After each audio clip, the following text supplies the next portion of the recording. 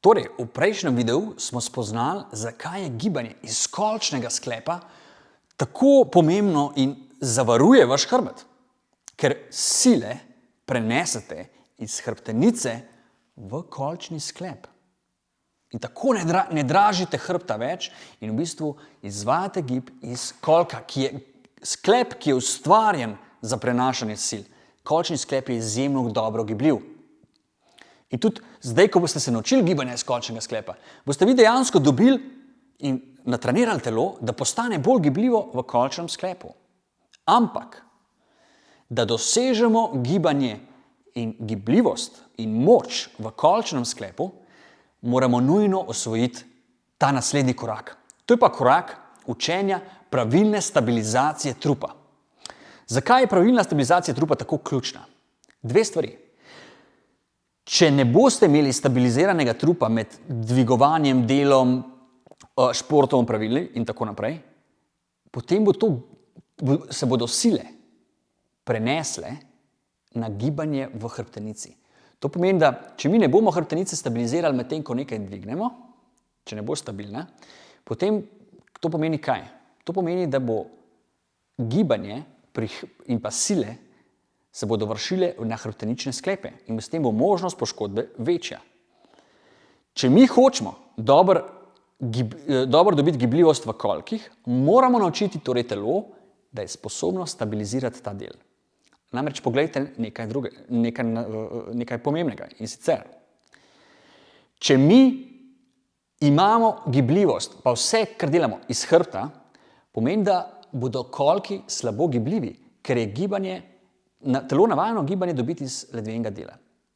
Če pa mi znamo stabilizirati ledveni del, pa pomeni, da bomo tudi dobili gibljivost v kolkih. To pomeni, da je stabilnost trupa pogoj za dobro gibljivost kolčnega sklepa in s tem tudi moč kolčnega sklepa. In kako doseči dobro stabilnost? Mnogi od vas ste verjetno dobili navodilo, da morate čim bolj stiskati popek noter, ali pa čim bolj stiskati medenično dno in podobne nasvete. Moj nasvet je sleden. Ne se preveč ukvarjati s tistimi nasveti, ki vam dajo komplicirane in pa nenaravne nasvete, ki jih je težko v realnosti upoštevati. Težko je razmišljati, katero mišico boste vi aktivirali med pospravljanjem banan ali pa med tem, ko se usedete na stol ali pa v tem, ko doma dvignete svojega otroka gor in ga stisnete k sebi. Ne? To ni naravno. Torej, jaz vam hočem podati čim bolj naraven, praktičen, enostaven nasvet, ki ga lahko vsi uporabljate in razumete. In moj nasvet je slednji. Smejte se. Da, smejte se. Nasmejte se dobro, povejte si kakšno šalo drug drugemu in se nasmejte. Zakaj?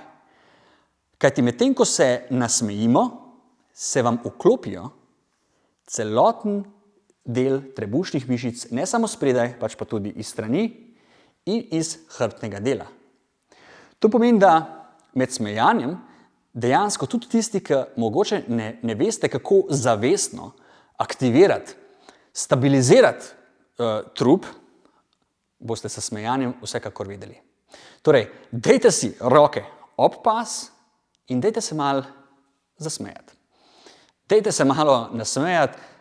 Življenje ima polno smešnih prigod, tako da poiščite svojo, ali pa jo ustvarite, če je ni, nasmejte se kakšni butasti zadevi in začutili boste, da kar naenkrat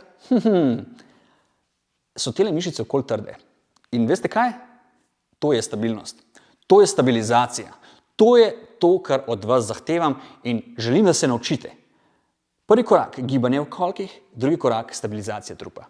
Stisnite se, nasmejte se, morda boste kakšni mogli mečkati z rameni nazaj in zdaj boste lahko osvojili popolno gibanje v kolkih.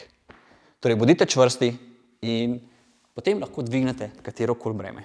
Varno in brez težav. Torej, povadite na ta korak in boste videli, da je tudi zabava v vsem tem, kar počnemo. In mora biti, ker sicer kam pa pridemo brez dobre volje in zabave, kaj ne?